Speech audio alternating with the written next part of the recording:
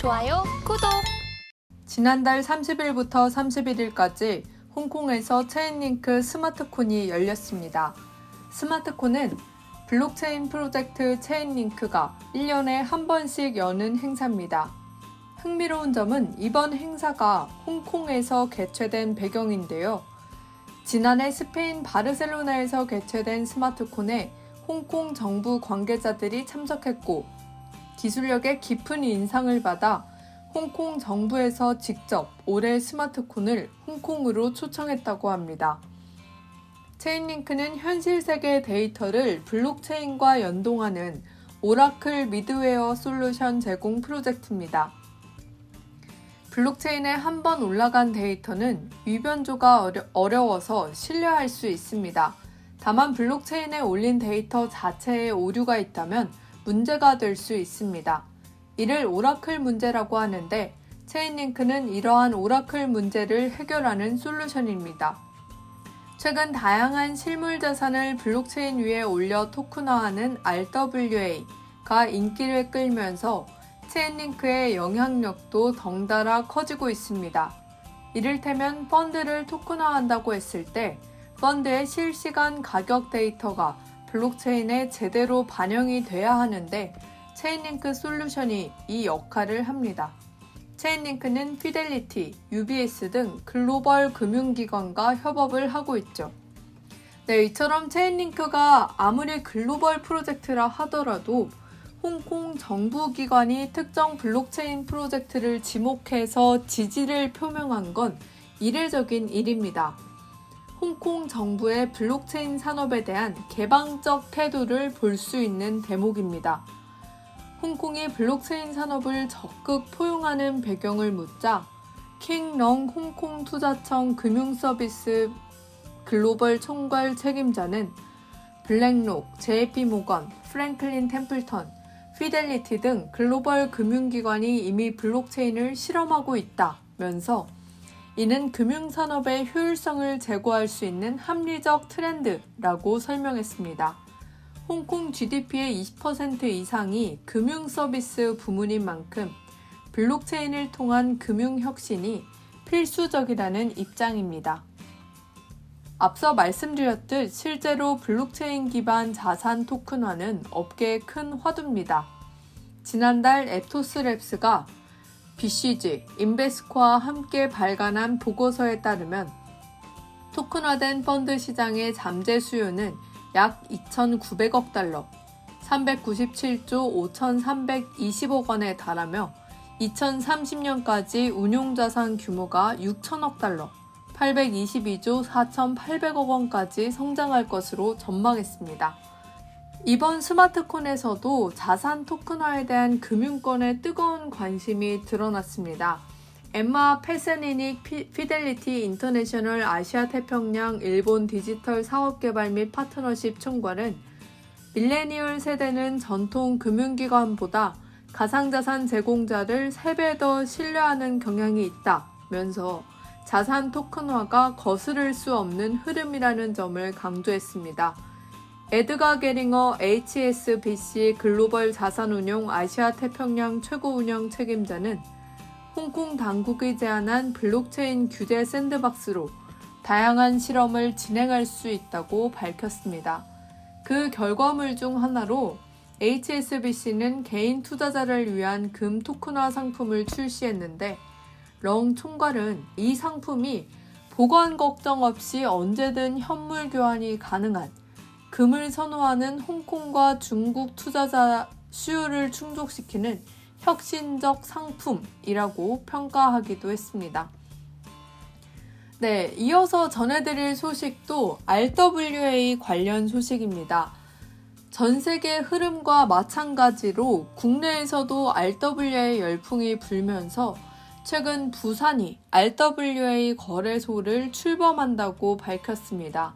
부산시는 지난달 28일부터 29일까지 블록체인 위크인 부산 2024를 개최하고 시 주도의 분권형 RWA 거래소 비단 출범식을 가졌습니다. 이 행사에 참석한 박형준 부산시장은 블록체인은 디지털 대전환 시대의 혁신 산업을 이끌 가장 중심적 기술이라면서 이번 행사엔 블록체인 사업 활성화를 위한 부산시의 의지가 담겼다고 강조했습니다. 네, 이처럼 부산이 블록체인에 집중하는 이유는 무엇일까요? 사실 부산은 2019년 8월부터 블록체인 규제 자유특구로 선정된 지역입니다. 그러나 그간 이렇다 할 성과를 내지 못했습니다. 다양한 시도는 했지만 유망한 블록체인 기업을 발굴하거나 의미 있는 비즈니스 모델을 찾는 데는 실패했죠. 지지부진한 상황을 이어가다 이번에 다시 야심찬 계획을 내놓은 겁니다. 특히 부산시 주도로 추진된 RWA 거래소 비단의 업계 이목이 쏠렸는데요. 비단은 기존 가상자산 거래소와 달리 거버넌스를 분권화하겠다고 발표했습니다. 일본, 싱가포르, 태국 등 아시아 5개국과의 얼라이언스도 구축했죠. 소속 거래소가 규제에 공동 대응하고 노하우를 공유하면서 이렇게 협력하겠다는 계획입니다. 그러면서 이제 부산시는 이 RWA 거래소 비단에 세계 최초의 분권형 거래소라는 타이틀을 내걸었는데요. 네, 사실 이미 전 세계에는 이렇게 보시는 것처럼 다양한 탈중앙화 거래소, 덱스가 활발히 운영되고 있습니다. 업비트, 빗썸 이런 중앙화된 가상자산 거래소 비중이 높은 국내와는 달리 해외에서는 덱스 이용률도 상당한 편입니다. 또 싱가포르 기반 프로젝트인 IX 수합은 RWA 토큰을 여러 종 다루는 탈중앙화 거래소입니다. 이처럼 이미 전 세계에 다양한 모델이 현존하는데 왜 굳이 부산에서 세계 최초라는 타이틀을 내걸었는지는 의문입니다. 사실 타이틀보다 중요한 건 내실인데요. 부산에서 공표한 대로 의미 있는 서비스가 출범할지는 지켜볼 일입니다. 다음 소식입니다. 국내 금융당국이 가상자산 이용자 보호법 시행 이후 가상자산 불공정 거래에 대한 첫 번째 조치를 마쳤습니다. 금융위원회와 금융감독원은 지난달 25일 가상자산 시장 불공정 거래 혐의 사건에 대한 조사를 마친 뒤 검찰에 통보했다고 1일 밝혔습니다. 가상자산법에 따르면 시세 조종 등 불공정 거래 행위를 하면 1년 이상의 징역 또는 부당이득의 3배에서 5배에 달하는 벌금이 부과됩니다. 검찰도 발빠르게 움직이고 있는데요. 1일 업계에 따르면 서울 남부지검 가상자산 범죄 합동수사단은 업비트, 빗썸, 코인원에 대한 압수수색 영장을 발부받고 조사를 진행하고 있습니다. 시세 조종 혐의 수사를 받고 있는 특정 가상자산에 대한 거래를 지원하는 거래소들이 압수수색 대상으로 선정됐습니다. 다만 이 압수수색은 앞서 전해드린 금융당국이 긴급조차 절차를 통해 남부지검에 넘긴 사건과는 별개 수사 과정이라고 합니다. 업계에서는 이러한 분위기를 반기는 모습입니다.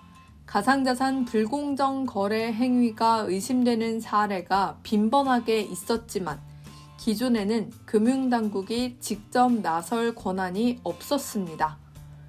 이를테면 지난 2022년 5월 발생했던 테라루나 폭락 사태 때만 해도 관련법이 없어서 당국이 적절한 조치를 취하지 못했습니다. 그런데 올해 7월 19일부터 시행된 가상자산 이용자 보호법에 따라 금융당국이 가상자산 불공정 거래를 조사하고 처벌할 법적 근거가 마련됐습니다. 당국은 지난 7월 보도자료를 내고 가상자산 시장 불공정 거래를 철저히 조사해 시장 질서를 확립하겠다는 의지를 밝히기도 했죠. 이에 업계에서도 당국이 건전한 시장을 조성하는 역할을 맡아줄 것이라는 기대감이 나오고 있습니다. 지금까지 가상자산 주요 이슈 말씀드렸습니다. 지금 바로 구독을 눌러보세요. 실시간 경제 뉴스, 투자 전문가들의 다양한 시황과 정확한 분석, 또 알찬 투자 정보까지 신뢰할 수 있는 저희 서울경제TV와 함께하세요.